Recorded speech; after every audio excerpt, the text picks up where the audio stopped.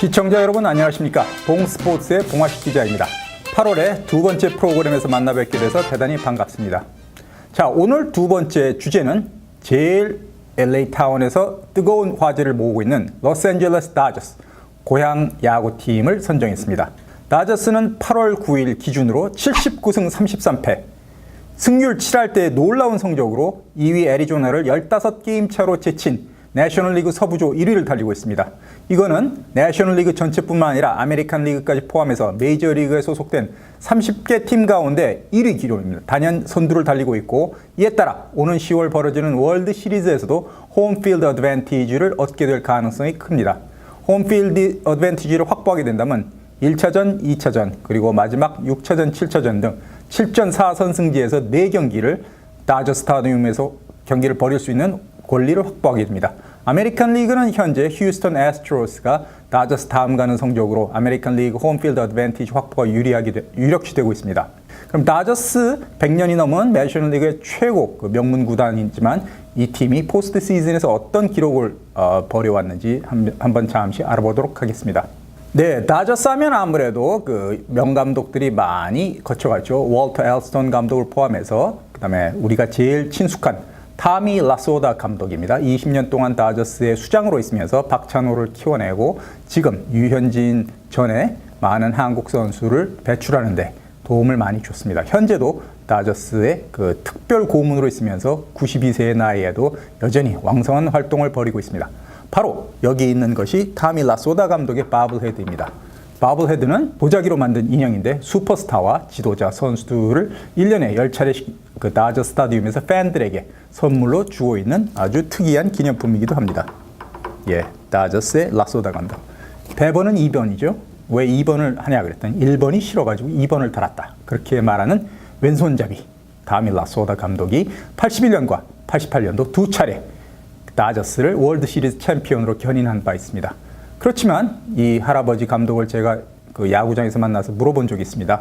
그 수십 년간의 지도자 경력 가운데 가장 자랑스러웠던 것이 두 차례의 월드 시리즈 우승입니까? 아니면 2000년 시드니 올림픽 금메달입니까? 그렇게 물었더니 뜻밖에도 예상과는 달리 두 차례 월드 시리즈 우승보다는 한 차례의 올림픽 금메달이 더 자랑스럽다고 얘기를 했습니다. 그래가지고 제가 그 이유가 무엇입니까? 왜 올림픽을 더 중요하게 여기십니까? 했더니 다저스 우승은 메이저리그 월드 시리즈 우승은 세계 챔피언이 된 것이지만 한 클럽의 일이고 구단 그 개인의 일이고 그 미국 조국을 대표해서 국가대표팀을 이끌고 올림픽에서 금메달을 딴 것은 조국을 위한 애국적인 행동이었기 때문에 의미는 시드니 올림픽 금메달이 더 중요하다, 이렇게 강조를 했습니다. 그런데 공교롭게도 지금부터 17년 전 시드니 올림픽 준결승에서 라소다 감독이 이끄는 미국 국가대표가 만난 팀은 바로 대한민국이었습니다. 김응룡 감독이 이끄는 대한민국 팀이 준결승에서 미국 팀한테 말로 홈런을 허용하면서 분패를 해가지고 뭐 심판 판정 논란도 많았죠. 물론 그때 시드니 땅에서 그 3, 4위전으로 그 밀려났는데 3, 4위전에서 이승엽 선수의 결승 2루타로 일본을 3대1로 꺾고 동메달을 차지한 그런 인연이 있는 시드니 올림픽. 다저스의 감독을 역임한 라소다 감독도 그때 우승을 한 것을 제일 자기 야구 인생에서 중요하다고 여기고 있습니다. 하지만 한국 야구 팬들 입장에서는 물론 미국 팀이 금메달 따는 것보다는 그 다저스 고향팀이 월드 시리즈 10월 달에 우승하는 게 더 관심이 있으시리라고 사료되고 있습니다. 그러면 월드 시리즈와 다저스의 인연을 잠시 알아보도록 하겠습니다. 네, 뉴욕의 브루클린에서 그 출범한 브루클린 다저스, 50년대 LA로 이사를 왔습니다. 그 이유는 뉴욕에 있는 양키즈와 뉴욕 자이언츠의 인기에 밀려가지고 뉴욕의 세 번째 팀으로 그 관중 동원하는데도 어려움을 겪었고, 맨하탄이 아닌 브루클린이라는 지방, 그 당시만 해도 맨하탄에 밀려서 뉴욕의 중심부에서 멀어진 브루클린에서 팬 베이스를 넓히는데 어려움을 겪고 결국 아예 서쪽 끝으로 연고지를 완전히 이전하자, 그런 결단을 월터 오말리 구단주가 내렸습니다. 그래가지고 50년대 콜로세움을 임시 야구 홈구장으로 사용을 했고 1962년도 55년 전에 지금의 다저 스타디움을 신축해가지고 오늘에 이르고 있습니다.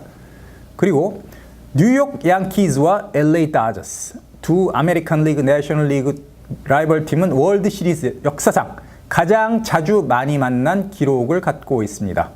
100년이 넘는 100차례가 넘는 월드 시리즈 과거 가운데 다저스와 양키즈가 결승에서 만난 숫자는 11번에 이릅니다. 이 중 양키즈가 8번 이기고 다저스는 3번만 양키즈를 꺾고 우승을 했습니다. LA로 이전해서는 양키즈와 2승 2패 호각지세를 이루고 있는 실정입니다. 그중 한 번은 1981년 바로 여기 있는 타미 라소다 감독이 36년 전에 양키즈를 4승 2패로 꺾고 우승을 했습니다.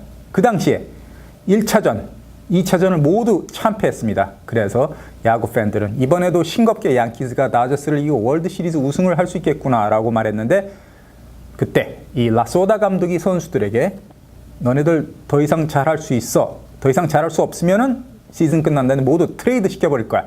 이렇게 협박 비슷한 압력을 넣었습니다. 정신을 차린 다저스 선수들 3차전, 4차전, 5차전도 승리하고 6차전 양키 스타디움에서 열린 6차전도 크게 이겨가지고 4승 2패로 1981년도 세계 챔피언에 올랐습니다. 라소다 감독의 그 첫 월드 시리즈 우승이었고 양키즈를 처음으로 누른 그런 명승부였기도 합니다. 라소다 감독도 서울올림픽이 열린 1988년에도 결승전에 올라가지고 같은 캘리포니아 북가주 라이벌인 오클랜드 애슬레틱스를 4승 1패로 꺾고 역시 자신의 두 번째 월드 시리즈 다저스의 통산 6번째 타이틀을 LA 팬들에게 안겨주었습니다. 그런데 그 이후 1988년 마지막 우승 이후 29년째 다저스는 월드 시리즈 추가 우승은커녕 결승전에도 오르지 못하는 플레이오프 징크스에 시달리고 있습니다. 올해 최다승을 달리고 있는데 플레이오프에서 이런 징크스를 꺾고 또다시 29년 만에 통산 7번째 월드 시리즈 정상에 오를 수 있을지 LA 한인 야구 팬들의 관심이 날로 커지고 있는 실정입니다. 이 가운데 유현진 투수가 최근 호투를 거듭하며 플레이오프 로스터에 들어가가지고 그 선발로서 또 플레이오프 월드 시리즈에서 선발로 등판한 최초의 한인 투수가 될지 여부가 또 관심을 모으고 있습니다. 그리고 유현진 투수만 있는 게 아니죠. 다저스에는 일본인 투수가 2명 있습니다. 유현진이는 유일한 한국 투수지만 일본 투수는 동료 마에다 겐타에 이어서 최근 다르비슈 유가 텍사스 레인저스에서 이적을 해왔습니다.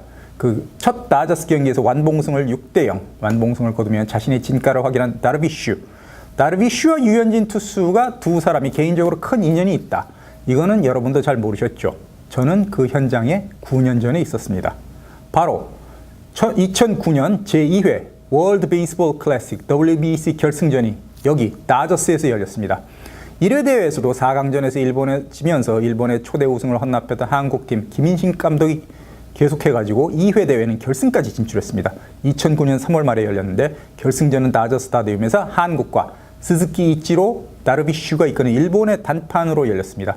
그때 한국팀의 선발 투수는 바로 저와 종씨이기도 한 먼 친척지간인 봉중근 왼손 투수가 나섰죠. 그래서 1회부터 5회까지 1실점으로 잘 막았지만 결국 다르비슈가 구원 등판한 일본 선발이 10회 연장 끝에 5대3으로 스즈키 이치로의 결승타에 힘입어서 한국을 5대3으로 꺾고 2연패를 달성합니다. 한국은 8년 전 WBC 결승전에서 아깝게 2점 차로 치면서 결국 우승을 못하게 됐는데 그때 다르비슈는 구원으로 등판해서 승리 투수의 영광을 안았고 유현진 투수는 중간에 구원 투수로 나섰지만 한 점을 빼앗기는 부진 끝에 금방 강판되고 그 한국팀의 우승에 큰 도움이 되지는 못했습니다.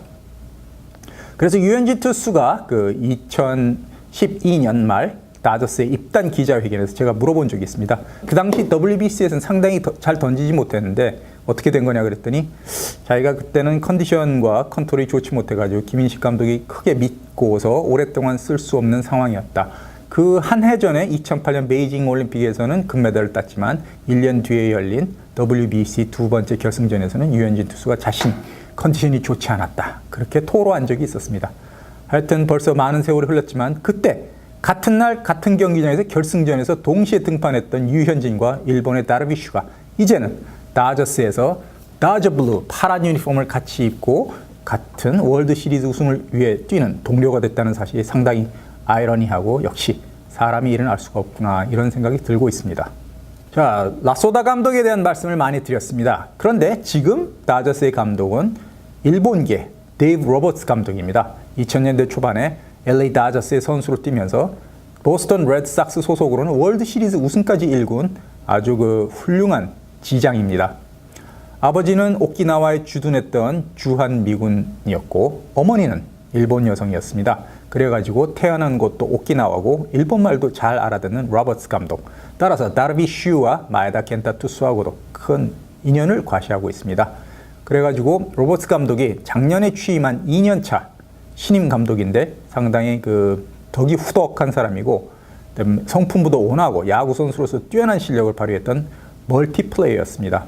유현진 선수의 그 재기 움직임을 뒤에서도 많이 돕고 다르비슈를 데리고 오는데도 일조를 했고 그 다음에 마에다 투수한테도 많은 관심을 쏟으면서 이 아시아 3인방 투수와 더불어 가지고 오는 10월 월드 시리즈를 어떻게 이끌어 나갈지 벌써부터 관심이 모아지고 있는 실정입니다.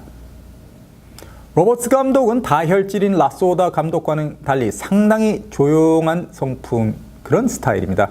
큰 소리로 욕을 한다거나 싸운다거나 그런 일은 별로 찾아볼 수 없고 굉장히 침착합니다.